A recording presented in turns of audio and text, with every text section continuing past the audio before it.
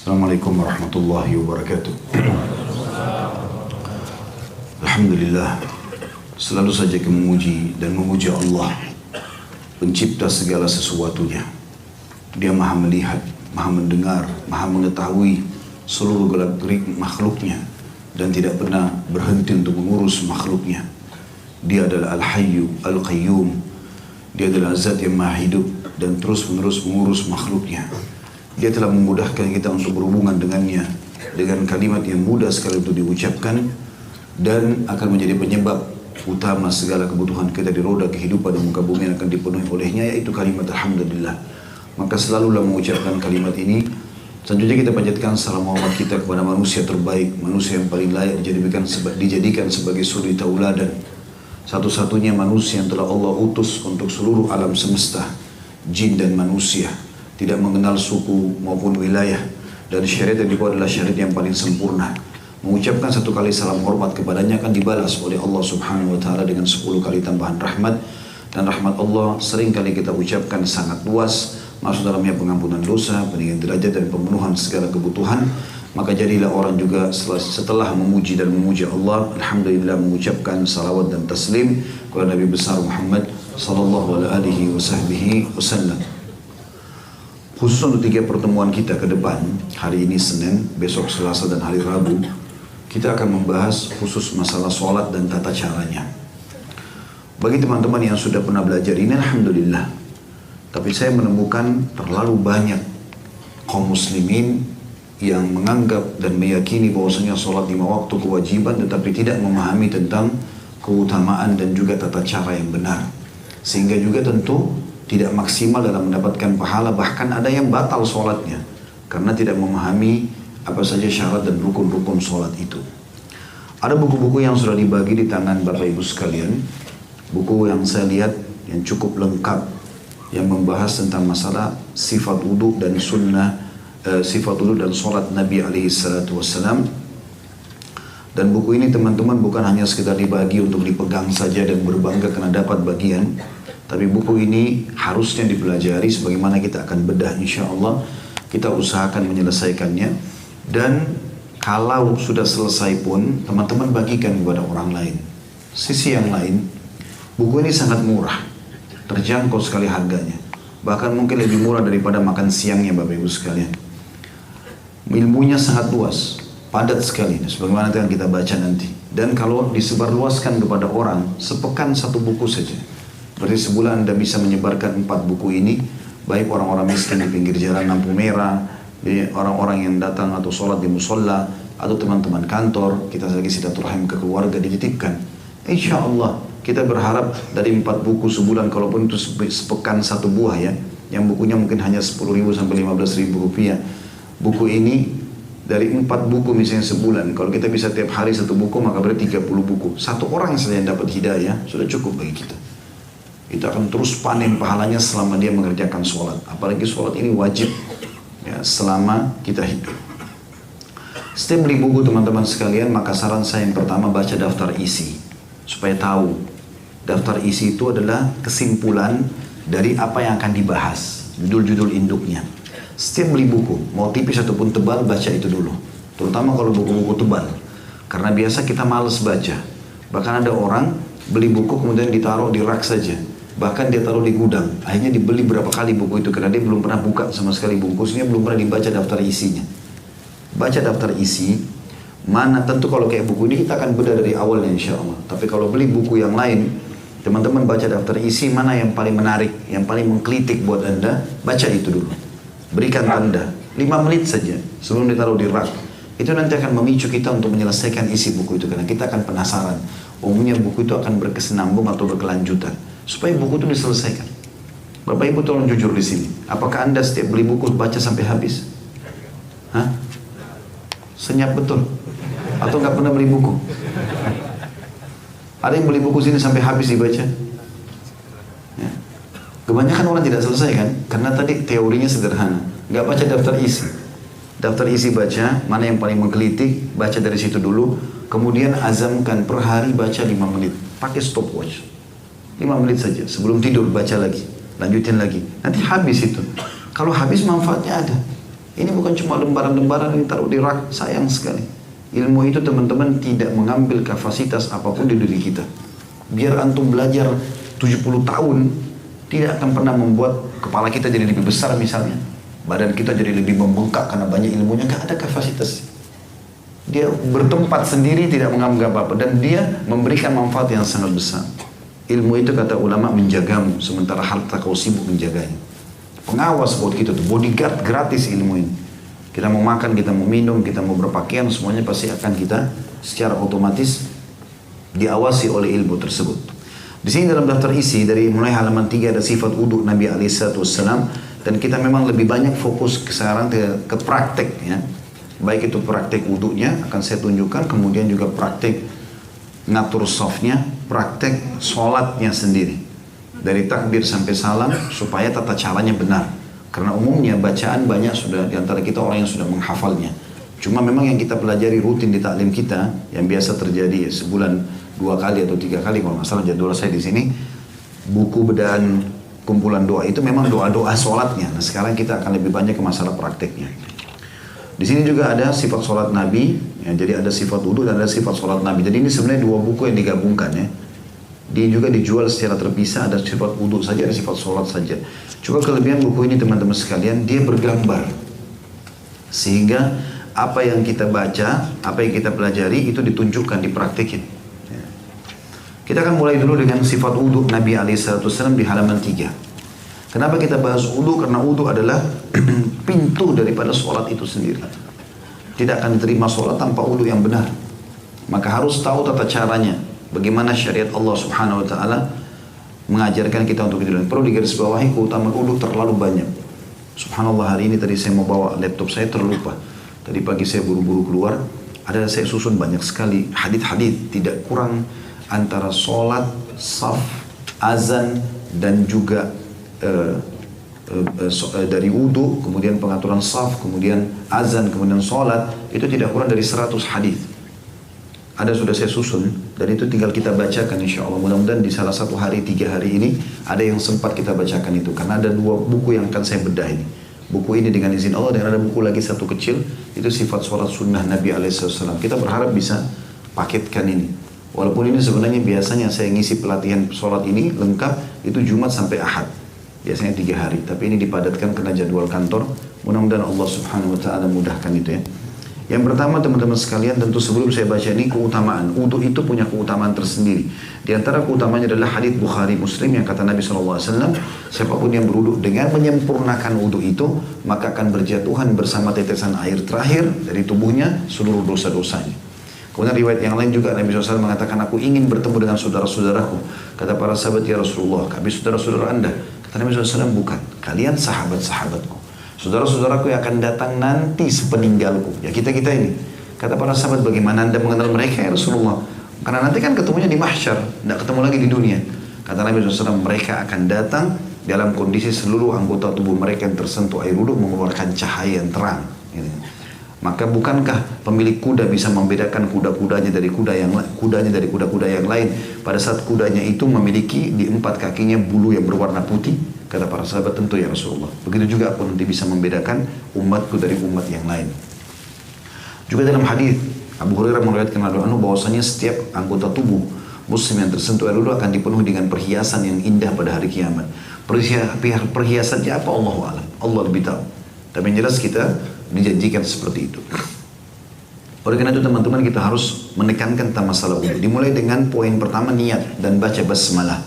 Jika seorang muslim akan berwudhu, maka hendaklah ia niat dengan hatinya bahwasanya dia akan wudhu untuk sholat dalam hati saja dan tidak ada lafaz khusus. Ya. Karena nawaitu wudhu'a li rafil hadath dan seterusnya, seperti kalau sholat usolli fardha salatid duhur dan seterusnya. Ini adalah ijtihad sebagian ulama dalam madhab Syafi'iyah. Itu pun mereka mengatakan niat-niat lafaz ini dengan lisan kalau seseorang ragu dalam hatinya untuk menyempurnakannya. Jadi bukan setiap saat dibaca sebenarnya. Sebagaimana kita di Indonesia, walaupun dia sudah yakin tetap diucapkan dengan lisan. Kalau mereka kembali kepada buku-buku induk Syafi'iyah tidak seperti itu. Itu hanya kalau ragu. Dia ragu, niat hatinya kurang, diikuti dengan lafaz lisan. Jadi tidak pernah kita temukan ada hadis Nabi SAW yang mengatakan kalau mau duhur bacalah usolli fardha salatid duhur, atau kalau mau wudhu nawaitul wudhu li raf'il hadath dan seterusnya. Tapi memang niat dalam hati terlintas mau uduk saja. Bukan karena terpaksa oleh teman, bukan karena nggak enak sama atasan, pokoknya uduknya karena mau ibadah. Seperti itulah terlintas dalam hati kita. Lalu dimulai dengan Bismillah.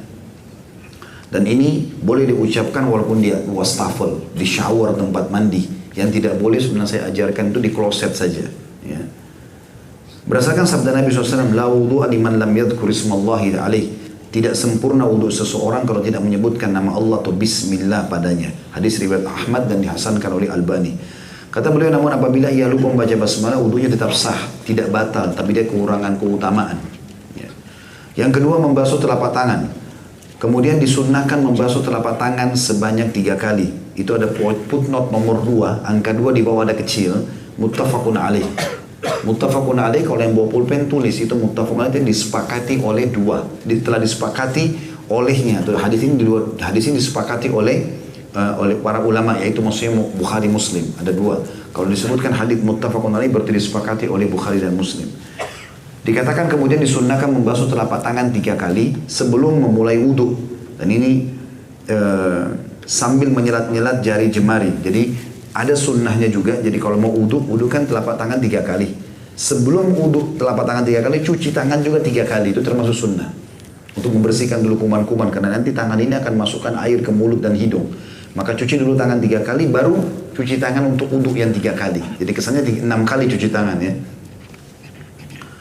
Itu dikatakan di sini ada footnote nomor 3. Pada keterangan lain disebutkan bahwa membasuh telapak tangan ini di awal wudhu. Artinya ada yang mengatakan itu adalah pisah, ada yang mengatakan digabung. Sambil menyelat-nyelat jari-jari. Nah ini nyelat ini masukkan di antara jari-jari seperti ini. Ya. Supaya antara jari-jari ini semua kena air. Perhatikan ada gambar situ diperlihatkan caranya.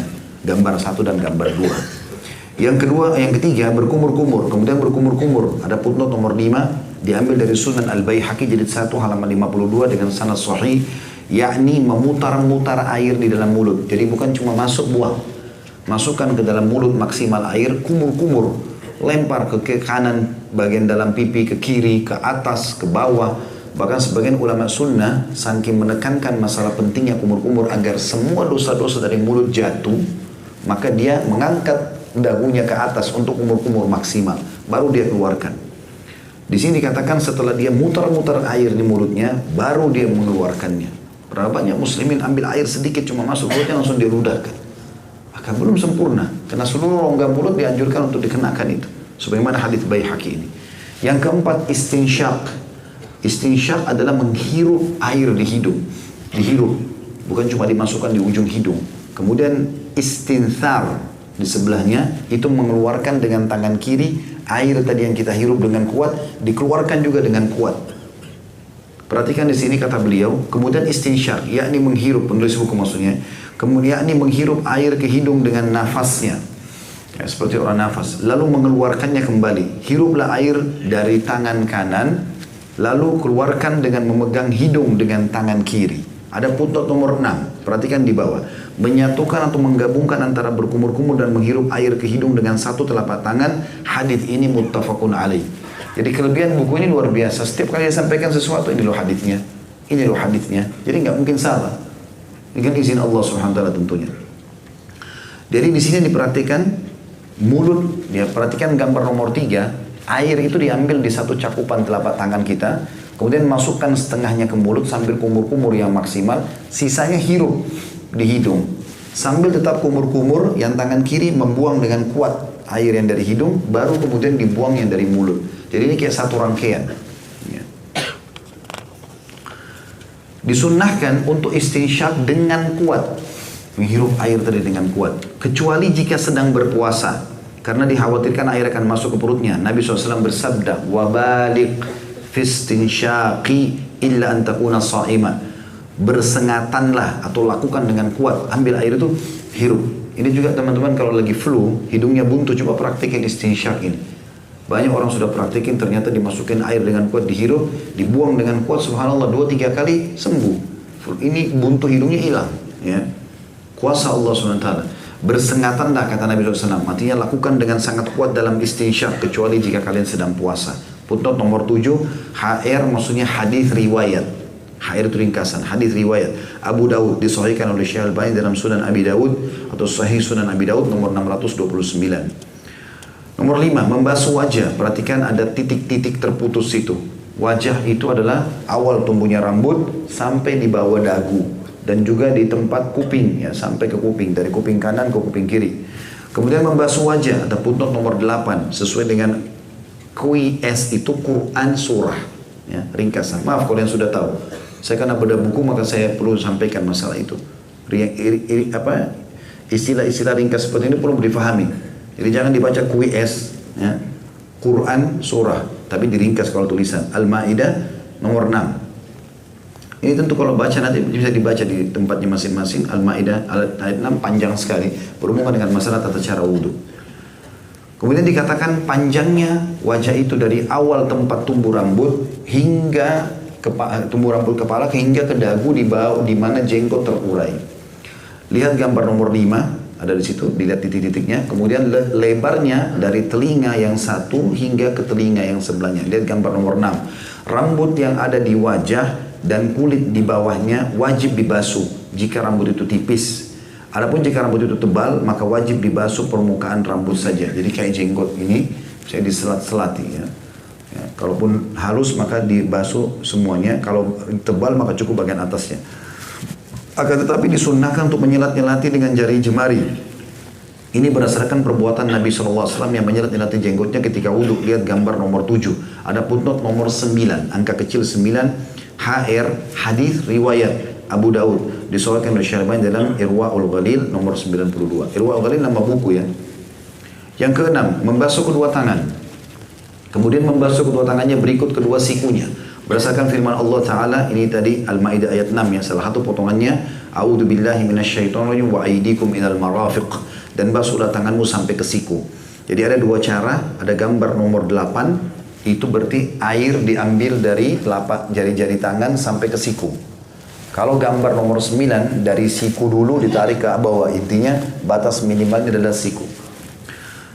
Di sini dikatakan, bisa membasuh tentunya atau dimulai dari siku hingga ujung-ujung jari. Jadi salah satunya bisa dari jari-jari ke siku atau siku ke ujung jari. Ini semua sama. Yang ketujuh, mengusap kepala dan kedua telinga. Kemudian mengusap kepala dan kedua telinganya satu kali. Perhatikan gambarnya 10, 11, 12 nyambung. Diambil air di telapak tangan kita, pegang di awal tumbuh rambut, ditarik ke belakang sampai ke tengkuk kita, leher ya. Kemudian ditarik lagi ke depan. Kemudian baru masukkan jari telunjuk di dalam kuping, ditekan seperti kita tidak mau dengar suara apa-apa. Kemudian ibu jari mutar seperti mijet kuping kita dari belakang. Ini sunnah Nabi SAW. Di situ dikatakan kemudian mengusap kepala dan kedua telinga satu kali. Ini dilakukan mulai dari depan kepala, lalu kedua tangannya diusapkan hingga sampai ke bagian belakang kepala atau tengkuk. Kemudian kembali lagi mengusap tangannya hingga bagian depan kepala. Lihat gambar 10, 11, 12. Dan ini footnote nomor 11 muttafaqun alaih. Apa tadi muttafaqun alaih teman-teman? Riwayat Bukhari Muslim. Kemudian mengusap kedua telinganya dengan air yang tersisa di tangan bekas mengusap kepala. Jadi jangan air kepala itu pisah dengan kuping. Karena Nabi SAW menggabung satu kali saja air tadi yang dibasahkan ke kepala itu kembali ke belakang ke depan lagi langsung disambung ke kuping. Jadi gak usah ambil air khusus lagi. Lihat gambar nomor 13. Yang kedelapan, mengusap kedua kaki, kemudian membasuh kedua kaki berikut kedua mata kaki berdasarkan firman Allah Ta'ala dalam Al-Maidah masih sama ayat 6, A'udzubillahi minasyaitonir wa arjulakum ilal ka'bain, dan basuhlah kedua kakimu sampai kedua mata kaki. Berarti mata kaki batas minimal, dianjurkan untuk melebihkannya. Mata kaki adalah tulang yang menonjol di bagian bawah betis. Lihat gambar nomor 14 dan 15. Kedua mata kaki wajib dibasuh. Footnote nomor 13, hadits muttafaqun alaih. Bersamaan dengan membasuh kaki, itu di nomor 14, footnote nomor 14 di bawah, menggosok dan menyati-nyati jari-jari kedua kakinya disebutkan dalam Sahih Sunan Tirmidzi nomor 37 dengan jari kelingkingnya, boleh dengan tangan kanan atau tangan kirinya. Artinya pada saat bapak-bapak dan ibu sekalian cuci kakinya, maka dari mata kaki pastikan kena sampai ke seluruh bagian. Biasanya juga tumit ya, kalau agak pecah-pecah, itu harus diselati air diantaranya supaya masuk air, kena. Kemudian juga jari-jari tangan dimasukkan ke jari-jari kaki. Terus dikatakan orang yang tangan atau kakinya terputus, maka ia wajib membasuh bagian anggota badan yang tersisa, yang termasuk wajib dibasuh. Apabila tangan dan kakinya seluruhnya terputus, maka ia hanya wajib membasuh ujungnya saja. Jadi ada orang Masya Allah, Subhanallah terputus tangan dan kakinya, maka ini diusap saja bagian yang bisa disentuh. Yang kesembilan, membaca doa. Setelah selesai wudhu, maka membaca doa asyhadu an la ilaha illallah wahdahu la syarikalah wa asyhadu anna muhammadan abduhu wa rasuluh Allahumma ja'alni minat tawwabin wa ja'alni minal mutatahhirin. Doa ini sudah kita pelajari kemarin ya. Terjemahnya, aku bersaksi bahwasanya tidak ada ilah atau Tuhan yang berhak disembah atau diibadahi dengan benar kecuali Allah semata, tidak ada sekutu baginya, dan aku bersaksi bahwasanya Muhammad adalah hamba dan rasulnya. Ya Allah, jadikanlah aku termasuk orang-orang yang bertobat, dan jadikanlah pula aku termasuk orang-orang yang membersihkan diri. Hadis ini di nomor 15 HR, hadis riwayat Muslim. Adapun lafaz Allahumma ja'alni minat tawwabin adalah diriwayatkan oleh Tirmidzi dan disahihkan oleh Syekh Al-Albani dalam Irwaul Ghalil nomor 96. Yang ke-10 adalah wudhu dengan secara tertib. Orang yang berwudhu wajib membasuh anggota-anggota wudhunya secara berurutan atau tertib dan berurut-urut, yakni jangan menunda-nunda membasuh satu anggota wudhu dengan hingga wudhu yang lainnya yang sudah dibasuh sebelumnya, atau yang dimasukkan sini hingga anggota wudhu yang sudah dibasuh sebelumnya mengering. Jadi usahakan semuanya diselesaikan dalam satu rangkaian. Yang ke-11, mengeringkan dengan handuk. Dibolehkan mengeringkan anggota-anggota wudhu dengan handuk dan lainnya setelah wudhunya selesai. Sekarang kita masuk ke sunnah-sunnah wudhu. Yang pertama, disunnahkan bersiwak atau bisa menyikat gigi ketika berwudhu, yakni sebelum memulai wudhu, berdasarkan sabda Nabi SAW, laula an asyukka ala ummati la amartum bisiwaki ma'a kulli wudhu. Seandainya aku tidak khawatir memberatkan umatku, niscaya aku perintahkan mereka untuk bersiwak atau menyikat gigi setiap hendak wudhu. HR di bawah punut nomor 16, Ahmad atau hadis riwayat Ahmad disahihkan oleh Syekh Al-Albani dalam Irwaul Ghalil nomor 70. Jadi menggosok gigi, kalau tidak ada, kata sebagian ulama, kalau tidak bisa gosok gigi kayak lagi di kantor gini, nggak ada bawa siwak, maka minimal masukkan jari telunjuk untuk membersihkan gigi, ya, sehingga membantu nanti pada saat sholat berzikir kepada Allah, membaca Al-Fatihah dan seterusnya, baca Al-Quran atau berbicara sama orang tidak akan mengganggu dengan bau mulut itu. Yang kedua, disunnahkan kepada seorang muslim untuk membasuh kedua telapak tangan 3 kali sebelum atau di awal melakukan wudhu, ya. Tadi sudah kita bilang, jadi seperti 6 kali dia saat cuci tangan. 3 kali pertama selain wudhu itu adalah sunnahnya, sebagaimana telah diterangkan, lihat gambar 1 dan 2, kecuali apabila ia baru bangun dari tidur. Kalau baru bangun dari tidur, maka ia diwajibkan membasuh kedua telapak tangannya 3 kali sebelum wudhu, karena terkadang di tangannya ada kotoran atau najis sedangkan ia tidak menyadarinya. Hal ini berdasarkan sabda Nabi SAW, idza staiqadha ahadukum min naumi fala yaghmis yadahu fil ina'i hatta yaghsilaha thalathan fa innahu la yadri aina batat yaduhu. Apabila salah seorang dari kalian bangun dari tidurnya, dan janganlah ia mencelupkan tangannya ke dalam bejana hingga ia terlebih dahulu mencuci keduanya 3 kali, karena ia tidak tahu di mana tangannya menginap tadi malam. Ada putut nomor 17 HR hadis riwayat Muslim. Jadi maksudnya kalau bangun tidur wajib cuci tangan, ya. Pernah ini ada orang yang mengolok-olok hadis ini di Irak di zaman dulu. Dia mengatakan, memang ada apa dengan tangan saya? Kan tidak apa-apa. Subhanallah, besok paginya dia bangun dan dia bertobat, akhirnya dia temukan, maaf, tangannya ada di duburnya. Makanya sunnah Nabi SAW sebelum aktivitas sebab pada saat bangun tidur cuci dulu telapak tangan. Ya, ini mirip juga dengan memasukkan air ke hidung pada saat bangun tidur. Siapapun yang bangun tengah malam ngantuk, ada waswas syaitan, kecuali memang kita kurang tidur, ya. Tapi kalau kita sudah tidur cukup, normal tidur itu 3 jam ke atas sudah cukup. 3 sampai 6 jam itu sudah sangat bagus. Kalau sudah 3 jam ada tidur masih mengantuk, mau bangun sholat, maka coba ambil air masukkan ke hidungnya. Jadi seperti disentuhkan ataupun mau istinsyak dihirup bagus. Kata Nabi SAW, siapa yang bangun tidur maka semestinya dia mencuci hidungnya, karena syaitan bertengkar di situ. Yang ketiga, disunnahkan untuk bersungguh-sungguh dalam istinsyak, tadi menghirup air di hidung, yakni melakukannya dengan kuat sebagaimana telah dijelaskan. Yang keempat, ketika membasuh wajah disunnahkan untuk menyelat-nyelati rambut yang ada di wajahnya, apabila rambut itu tebal sebagaimana diterangkan, lihat gambar nomor 7. Yang kelima, sunnah Nabi SAW juga ketika membasuh tangan atau kaki disunnahkan untuk menyelat-nyelati jari jemari berdasarkan sabda Nabi SAW, wa khallil bainal asabi', dan selat-selatilah antara jari jemari. Putut nomor 18 HR hadis riwayat Abu Daud disahihkan oleh Albani atau Syekh Albani dalam Sunan Abi Daud nomor 629. Yang keenam, disunnahkan untuk membasuh anggota wudhu yang kanan terlebih dahulu, yakni tangan atau kaki kanan dahulu sebelum tangan atau kakinya yang kiri. Yang ketujuh, disunahkan untuk membasuh anggota wudhunya 2 kali atau 3 kali dan tidak boleh lebih dari 3 kali. Adapun kepala tidak usah diusap kecuali 1 kali saja. Disunahkan untuk tidak berlebihan atau tidak boros dalam menggunakan air wudhu karena Rasulullah SAW berwudhu 3 kali lalu beliau bersabda, man zada faqad asa'a wa zalam. Barang siapa yang menambah lebih dari 3 kali maka dia telah berbuat buruk dan zalim. Hadis pundok nomor 19, hadis riwayat HR Abu Daud disahihkan oleh Syekh Albani dalam Sahih Sunan Abi Daud nomor 123. Jadi di sini teman-teman saya sarankan kalau buka keran air, buka pelan-pelan ya, jangan boros dan dipakai secukupnya. Dan pada saat misalnya dia lagi tidak butuh transisi dari satu gerakan pindah anggota tubuh ke anggota tubuh yang lain, matikan dulu. Seperti misalnya kalau kita mau basuh kepala, tunggu untuk kaki, matikan dulu kerannya. Jalan besar-besar air mubadzir. Ini tidak boleh. Mubadzir dengan ini dilarang oleh Nabi SAW. Kemudian hal-hal yang membatalkan wudhu.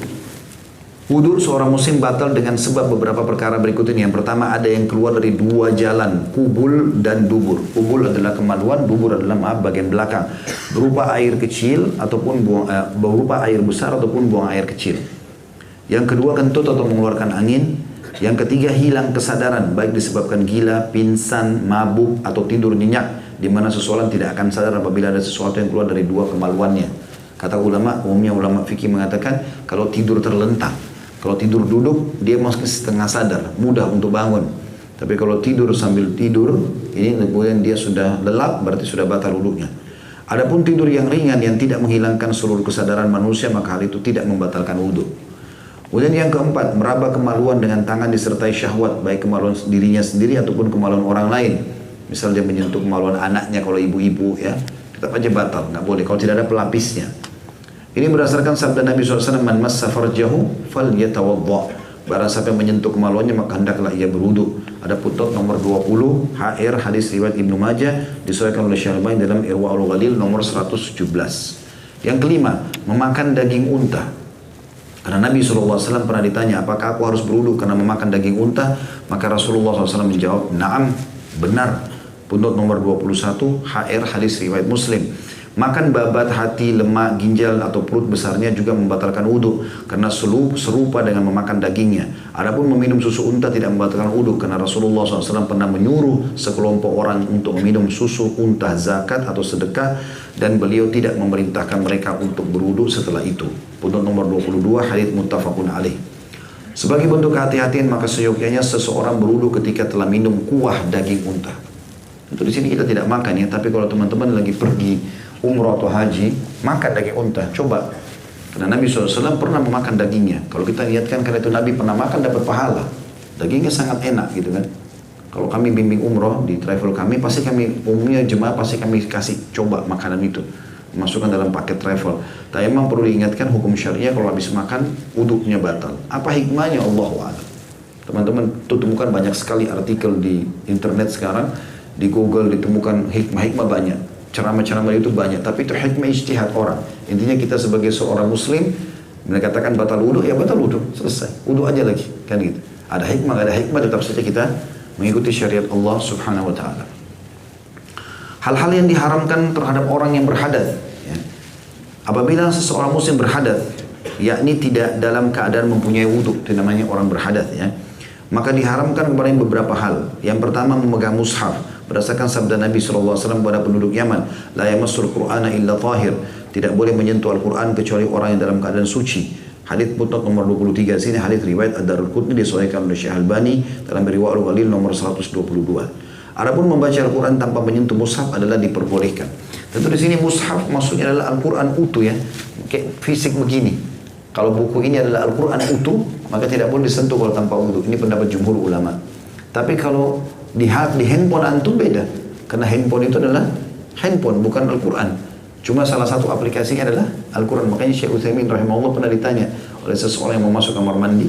Dia mengatakan, Syekh, saya masuk kamar mandi WC. Ada hajat saya mau selesaikan di sana. Dan saya bawa handphone. Di handphone saya ada aplikasi Quran. Boleh nggak saya bawa handphone saya ke dalam WC? Kata Syekh, boleh.